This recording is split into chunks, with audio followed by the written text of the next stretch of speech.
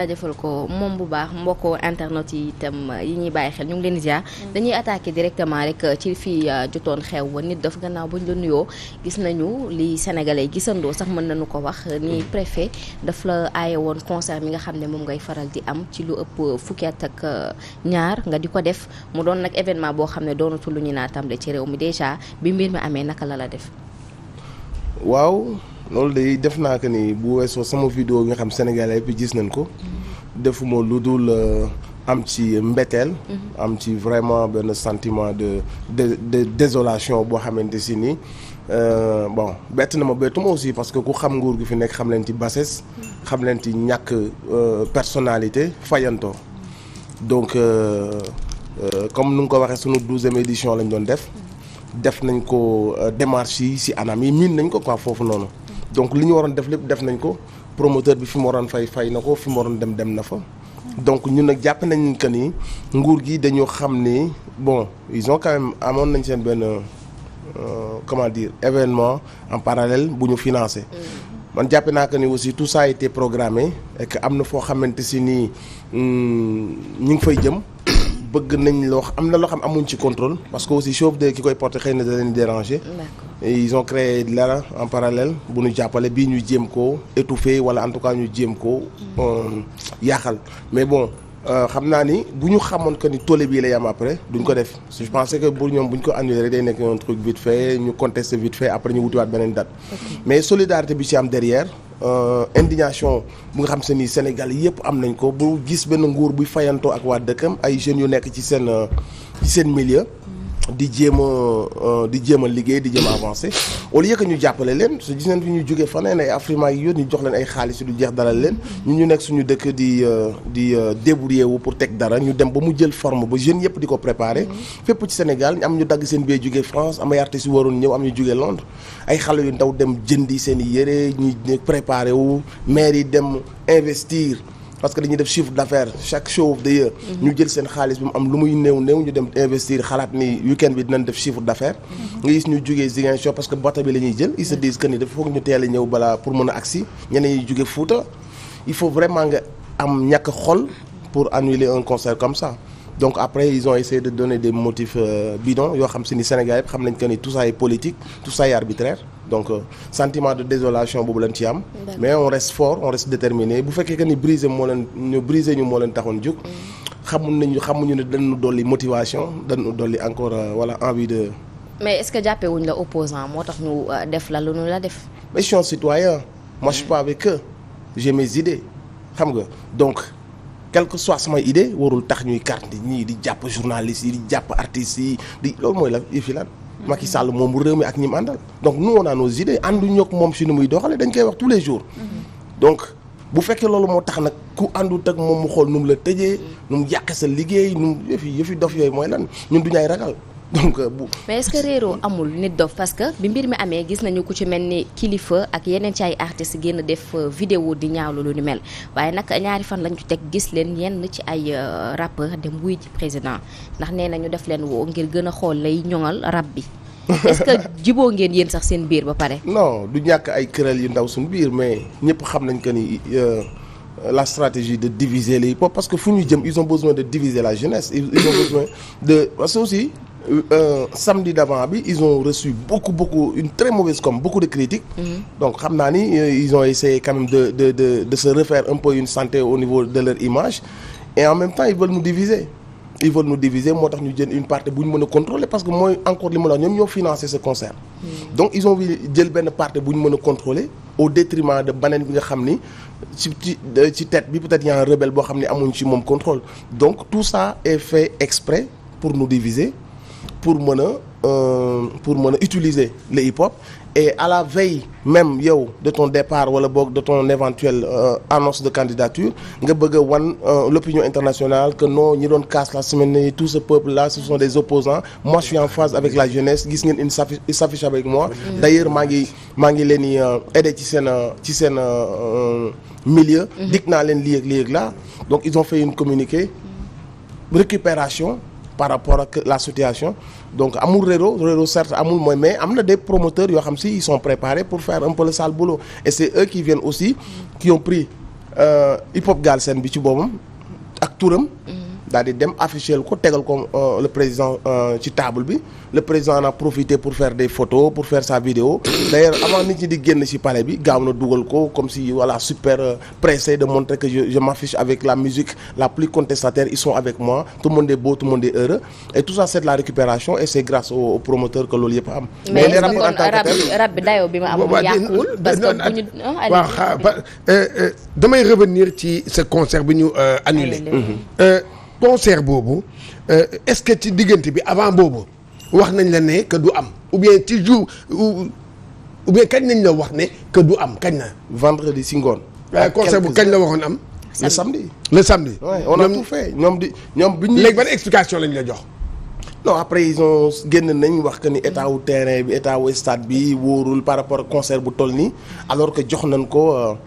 nañ ko semaine bi juste avant ñun jox nañ ko ngel jox nañ ko ay gàmmu et puis joxoon nañ ko yeneen guinéens yu waroon jouer le 24 ak le 30.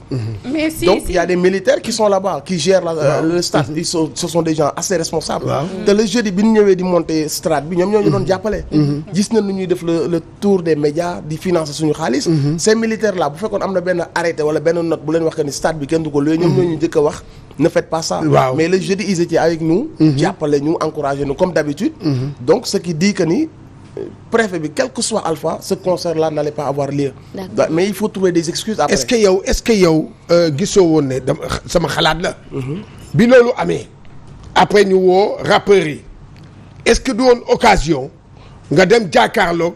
Macky Sall nga ne ko Macky Sall man vraiment dëkk bi comme ni yow nga wax kii. yow nga wax sa dëgg quoi wax li la metti est-ce que c'était pas une occasion bu normale ñëpp dégg la nga taxaw ak président la nga ne ko man de lan moo tax réew mi lii di am lii sama concert dañ ko kii lu tax defoo loolu. non parce que ñi demuñu ci turu hip hop benn privé la ak ñam jëloon artistes yam jëloon. donc man bokkuma woon ci affaire boobu noonu te jàppe naa ne bu ma ci bokkoon sax amaana dinañ ne ñëw leen mais bu déw ñëw. parce que man aussi su ma jàkkaarloo woon d'ailleurs j'ai même pas envie de jàkkaarloo président pour muy leer. mais su ma jàkkaarloo woon moom aussi ce n'est pas pour lui dire que. voilà c'est pour lui dire les vérités de notre pays. donc voilà loolu moo tax deewuma mais su ma demoon. mais waxuñu la dara yow wax. non bokkuma woon ci en fait groupe bi waroon dem. mooy invité wuñu la sa gars yooyu. non mais heureusement ci demande d'autorisation bi déjà parce que dafa am deux informations yoo xam ne dafa mel ni ñun bi ñu am ak bi ñu publier officiellement bokkul. parce que nee nañu que 2 jours avant nga demander autorisation bi alors que nag ñun note bi ñu lire bokkut ak information boobu noonu nan la demee exactement. en fait ñoom après ils ont essayé de créer benn genre amalgame pour le nit ñi salter l'affaire bi. xam nga fii booy organiser sa demande ci biir semaine bi nga koy dugal. semaine bi d'accord waaw parce que duñ gaaw a joxe autorisation yi. mais ñun bind nañ suñu autorisation bu yàgg. dem nañ ci fi ñu waroon dem wuti la sécurité dem leen ci police dem nañ démarche yooyu yëpp def nañ ko. léegi soo defee démarche yooyu d'habitude dañuy ñëw ba jeudi wala vendredi ñu jox la. sa autorisation. léegi ñun bi ñu defee démarche yooyu yëpp ba jeudi. ñu ñëw ci police su Médina. police su Médina nañu note bi mais préfet bi nee na. lii ak lii ak laa dem leen ngeen seeti préfet bi. d'accord donc promoteur bi jógee foofu dem ci préfet bi.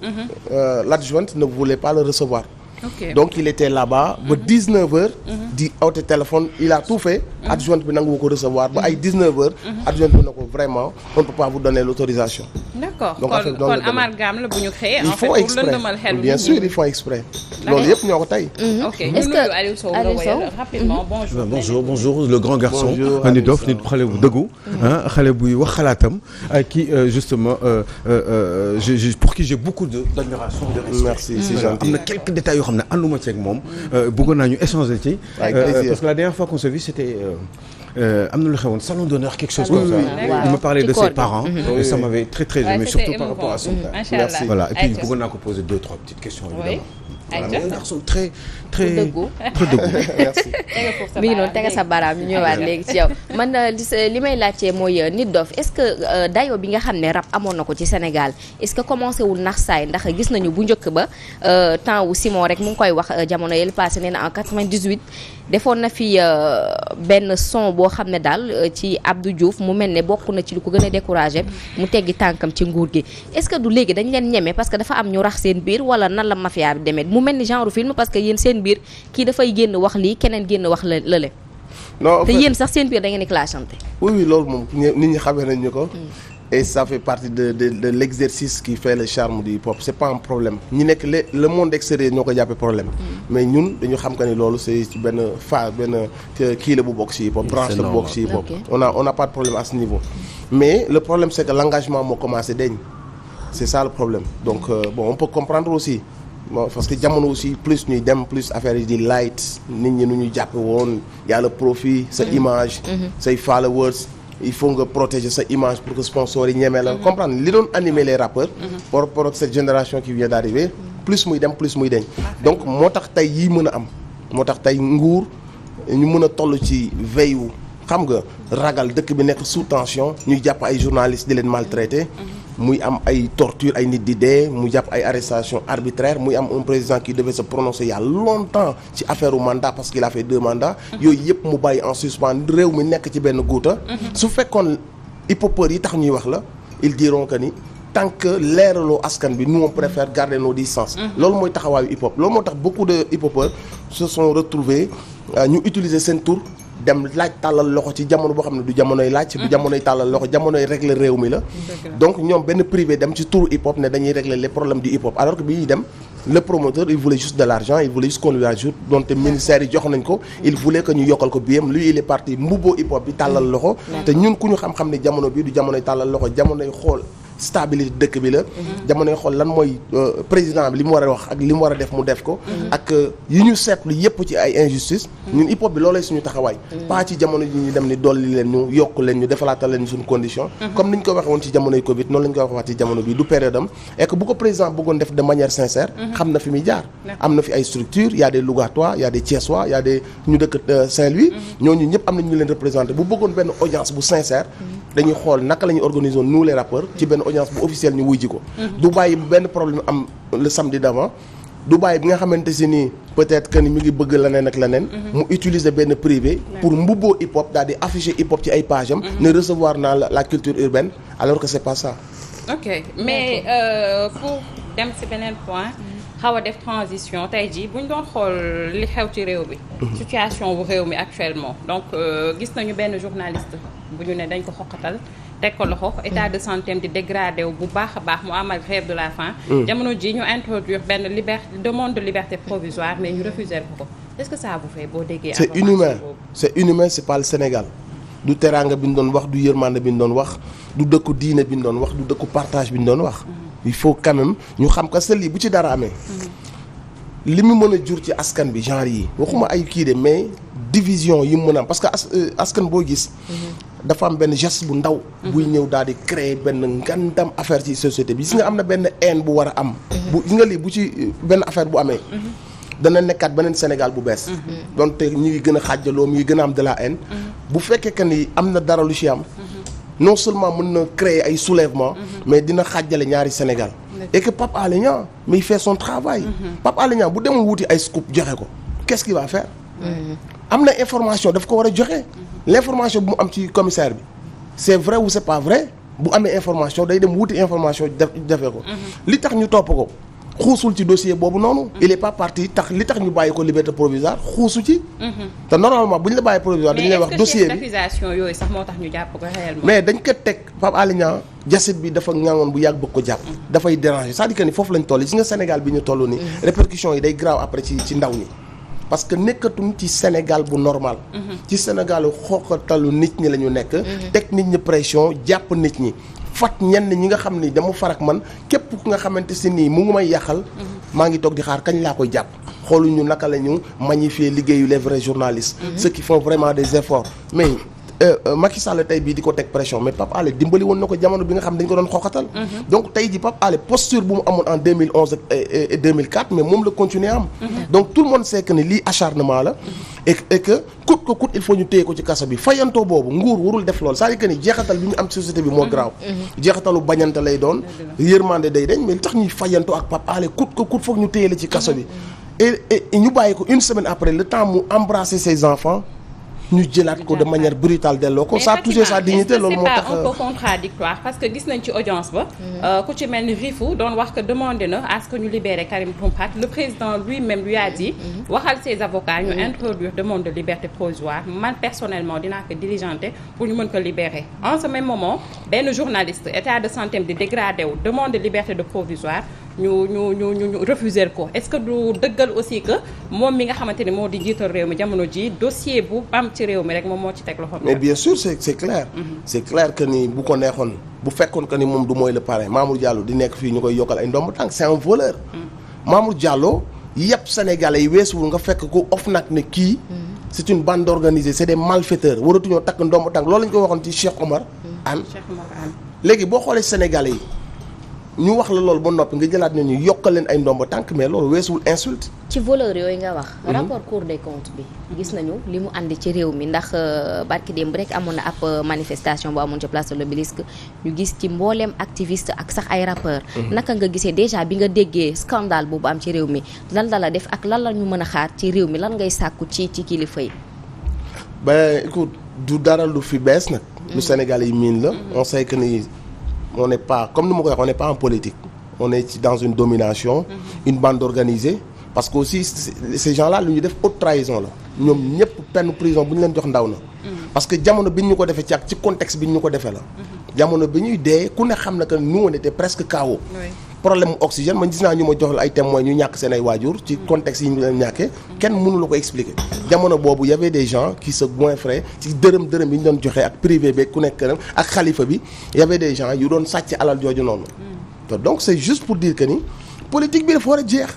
Sénégal yàlla bind ko pour mu nekk ay ndóol ay yu kenn xamul parce que richesse bu nekk am nañ ko histoire bu fekkee ne ay références am nañ assez de références pour nekk am benn genre stabilité ak benn mindset pour mën a nekk l'élite ici en Afrique on a tout pourquoi on est pauvre parce que y a une bande organisée depuis la nuit des temps ku ñëw da ngeen di protéger te ku ne protéger sa morom ngeen di jàpp askan bi moom amatul lu mu lekk amuñu ay ambulance amuñu ay gynéco jigéen ñi ñu ngi leen teg ci saret yi ñuy accoucher wu di dee abri provisoire yi di gën a yokku nit ñi amuñu dara location bi dund bi tey jii nii bu guerre amee ñun on est foutu et suñu priorité la ñu fàtte leen rek moo fi am dañu lay fal nga nekk benn saagakat wala mën nga indi ay nit ñu fal la benn 2-3 mois tu conduis des voitures à 100 millions tu te mets à distribuer ci gàmm yi ak ci ziar yi jënd yenn sëriñ si wala je ne sais pas jënd yenn quartiers yi jënd yenn comment on appelle ça les mouvements néotaan nga distribuer xaalis boo xam ne sénégalais yi ko moom xaalis boobu fu mu jógee xaalis bi yëpp ñu sàcce ci affaire Covid bi ku ci nekk da ngay amaat toogaay bu ñu nee suba la élection ku ci nekk am nga loo xam ne moom ngay corromparaate yow sa waa gox et ça c'est depuis la nuit des temps. D'accord Aliou Sow. Eh ben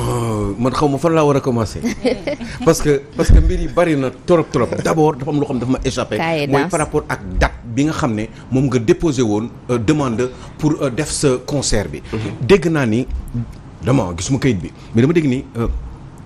date bi nga joxe woon bi nga bind demande bi ak date bi nga yóbbu affaire bi c'est il y a presque 2 semaines d'écart est-ce que dëgg la wala du dëgg parce que apparemment vers le 12 la nga bind affaire bi côté yooyu novembre mais 2 semaines après foog naa nga déposer affaire bi donc bi nga koy déposer vous l'avez déposé pratiquement 48 heures avant est-ce que loolu la wala du loolu balaa maa commencé loolu la waaw donc est-ce que bi nga ko déposé jour bi nga ko déposé est-ce que du période boobu nga waroon jour bi nga ko bindee nga ko waroon dem déposer ndax nit ñi mën a sax ñi war a autorités yi mën a jël seen responsabilité am benn délai de temps boo xam ne moo leen di permettre ñu mën a xam ndax situation bi mën na nekk pour ngeen def concert bi foofu wala est-ce que bu jaree sax ñu toxal leen dema leen fenn foo xam ne moo gën a sécurisant ñu def ko moment boobu parce que quand même il est dit que ni ay 48 heures wala 72 heures nga ciy pare concert boo xam ne depuis 12 ans nit ki mi ngi koy def ba pare concert boo xam ne toll na ci benn ampleur est-ce que xalaatoo ni y a quelque part un problème boo xam ne dafa jóge ci yéen. waaw expliqué naa ko sànq. fii nii ñun dañuy gagner de l'avance. jël nañ suñu date avant xam nañ lépp. donc comme xam nañ dañuy wuti autorisation. teel nañ ko bind. mais fii Sénégal comme ni ma ko expliqué. les autorisations. dernier jour yi nga koy dugal dernier jour lañ lay tontu noonu seen système la. je ne sais pas parce que dañuy bëgg a xool ndax dëkk bi stable na pour ñu bañ la teel a jox sa autorisation. donc dernière minute lañ la koy jox donc yow même yow dernière minute nga koy dugal ci dernière semaine bi ngay dem ñun la dem. kooku c'est la règle. c'est règle bi noonu la ñun yàgg nañu organiser bi moo doon suñu 12e édition. te toujours quelques jours avant ngeen ko daan déposer ay genre 2-3 jours quoi comme ni ngeen ko daan defee quoi. noonu nga ko daan mos a defee demal police fay fii demal lii dem fii nga dem ko. ci ñetti fan le jeudi wala le vendredi ñun la am sa autorisation. d'accord ok bi aussi la même chose la ñu ñëw bi ñu ko defee jeudi bi ñu ne ñu am na kii dem leen seeti préfet bi parce que y a même pas eu d'enquête préfet bi xam nañ que ni il avait reçu des directives xamoon na que ni duñu ko jox. bu fekkoon ne dafa am benn décret bu ñu génnee avant ne ce stade là kenn dootu ko joxe. ñun bu ñu ñëwee ci waa police yi yor militaires yi yor stade bi. dañuy wax duñu jël seen avance dem leen wuti beneen espace. mais yooyu yëpp amul. ñu bàyyi ñu def li ñu war a def lépp ba vendredi 19h ñu ne ñu mënuñu leen jox autorisation. alors que mbir mi samedi la waroon nekk. waaw et puis jeudi ñëw nañu installé. y avait les militaires yuy gérer stade bi. ñooñu ubbil stade bi. jàppale ñu ñuy def lépp indi sono. bien sûr waaw quand même. parce que man Dof Diop moom ko wax mais alors j'étais très très si y a eu benn confusion par rapport ak 12 novembre bi ñu bind. voilà c'est ça ak bi ñu ko dugal. et ñi dul organiser xamuñu que ni tout se fait ci dernier jour yi donc dama leen di comprendre seen réaction. mais bu leen expliquer dañuy xam que ni règle bi noonu la demee. léegi leer na. bu weneen laaj rek nit dof dañu koy dégg Salma coow lu ne dañ la ciy dégg. déet waay. waaw. lu ne dañ la ciy dégg jamono yi passé gis nañu nga xawoon na sax jàppante ak Fata ba mu defoon vidéo tontu la yéen ñaar lan ngeen jote la mooy seen problème. mais non le niveau est trop haut pour ñu delluwaat ci affaire u Fata. waaw mais nga wax loolu ci hip hop bi la lu mënul ñàkk la xam nga. lui et moi on s'entend pas si yenn affaire yi on se le dit on n'est pas sous undercover di ko def dañ koy waxante nii. Et c'est pas un problème personnel je le connais pas je le fréquente pas lui non plus mais en ce qui nous concerne musicalement suñu ay orientation hip hop bi dérive yu muy jël kii bi ñu koy jox dañ ciy am ay affaires yoo xam ne si déggoo non même pas ci wàllu politique bi est-ce que d'accord ngeen ci yoonu politique quoi ni ñuy doxalee réew mi gis-gis non orientation je pense pas lui c'est pas un artiste engagé c'est pas un artiste qui se prononce ci fii réew mi toll les injustices yi am non il donne pas son avis peut-être que lui il est que sur l'aspect musical wala boog des conseils yu muy def à travers ses musiques oui ci côté boobu rek côté musique rek ngeen am problème ce n'est pas personnel non c'est pas personnel non parce que moom moo ne Nit Doff ci li xewoon nee na Fata dafay làkk anglais tout le temps du prononcé ci olof di lii waaw loolu na wax moo tax ma bëggoon nga leeral ci non loolu les gens n'ont pas moi je disais que ni Fata c'est un faiseur de malin par moment parce que ñun ku ñu xam suñu musique xam suñu kalaama xam suñu lépp dañu assumer sénégalais bi moom bi mu demee ñot di américain bi laa wax di ñëw fii di làkk sénégalais man ak yow bu ñu toogoon anglais la ñuy làkk bi mu ko demee di ñot di bi mu demee bu toucher le plafond dafa bëgg a dellu si waat di ñu jox ay leçons de morale ñun ñi nga xamante si ni dañ ko yàgg a teewal ci suñu kalaama léegi nag bu mu demee nga xam si ni rap bi moom raw na ko moom Fata mu bëgg a nekk mbalax man dafa bëgg a dellu waat nañ dellu suñuy aada ak suñuy cosaan mais ku xam Fata mais ci loolu nga ko xamee man américain la moo bu mu wax yokk yi loolu laa doon wax bi c'est pas l'aspect de parler anglais tubaab nga yow da nga civilisé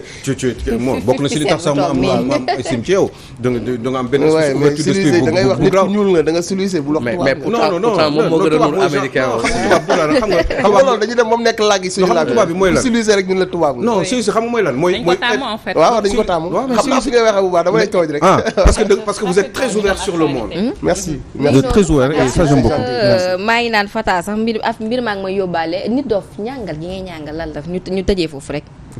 lan bi doo reetaan mais ñaawaay la loolu xam nga nit ñi dañuy jaawale ñaawaay ak ñàngal déedéet dañuy jaawale ñàngal ak ñaawaay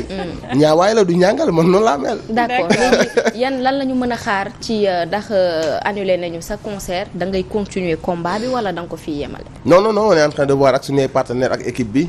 beneen date bu ñu jël pour continuer 12e édition bi quand même foog mu am donc ñëlee porté nañu préjudice on a subi beaucoup de pertes et là on est en train de revoir comment jëlaat beneen date pour jox public bi lu mu moom parce que 12e édition on l'avait déjà annoncé il y avait des gens yu jënd seen ticket ba noppi donc on va essayer de trouver beneen date beneen endroit pour rebondir inchallah d'accord ministre de la culture gis nga ko wala gisagoo ko rapidement non kooku aw ma moom affaire gis naa ko muy génn pour yàq sama der mais comme li ma ko wax rek il est trop petit pour ça moi je suis quelqu'un moo xam sama waxu démb mooy sama waxu tey je suis toujours là li ma doon défendre lay défendre lui il a ravalé lépp lu mu génnee woon tey jii la mu waxoon contraire bi la mu doon wax ka mu doon wax ni moo yées moo lii tey jii nee na mooy buur bi moo gën ñëpp man ak moom bokkuñu ay valeurs aux yeux des Sénégalais lui il a transhumé pour avoir benn poste changé ay waxu démbam man je suis toujours avec mes principes avec mes convictions bi muy ñëw dafay fekk koo xam ni c'est un homme de principe même bu muy wax di yàq sama der naan noo ñëw na fi il voulait mais su laajte woon gars yi dañ koy wax que ni ce gars là il est resté droit dans ses bottes il s'est privé de loo xam ne moo ko moomoon au nom de ses principes. Donc fekk na fi fonds yi di ko romb. yow bul ñëw di wax li bu laajte woon du ko mais dafa ñëw il a essayé de faire des sorties. non moom ñëw na fii di ñaan dimbal ma ne ko defal ndànk nag ku baax. mu xaaraale rek donc di la jaajëfal ñu dem musique rapidement avant ñoo bàyyi. ñu ngi noonu Salma merci beaucoup jaajëfal ko bu baax moom Nit Dof ci OFT bi mu am waaye nag damay jaajëfal Seydina Ousmane mu sell mi Salma ndax sama robe bi moom libéré Papa Alé laa ko tuddee. mi ngi noonu borom Pikine borom Sacré Cœur Daaru Salaam Couture ñu ngi koy jaajëfal bu baax. Il est joignable au 77 489 16 44 merci beaucoup. Macha Allah c'est très joli. Alors Mame Ousmane ñu ngi lay ziar bu baax a baax Tata Penda ñu jëli ji musique di kaa tout de suite.